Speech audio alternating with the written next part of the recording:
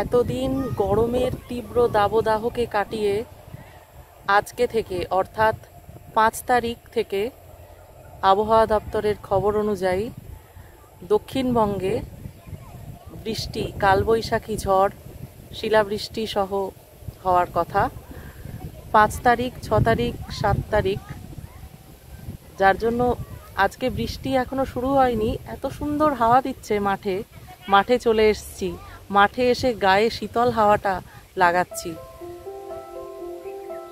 প্রাণটা মনে হয় জুড়িয়ে যাচ্ছে এই ঠান্ডা হাওয়ায়।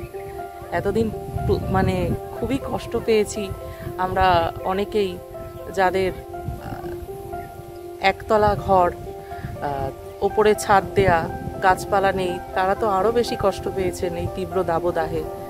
আবার যাদের টিনের ঘর, তারা হয়তো দিনের বেলায় কষ্ট পেয়েছেন। আশা করি আমাদের এই কালবৈশাখী ঝড় আসুক বা না আসুক, এই যে শীতল হাওয়া, এই শীতল হাওয়ায় সকলের জীবন যেন জুড়িয়ে যায়। আমি তো উপভোগ করছি, তোমরাও আমার সঙ্গে উপভোগ করো।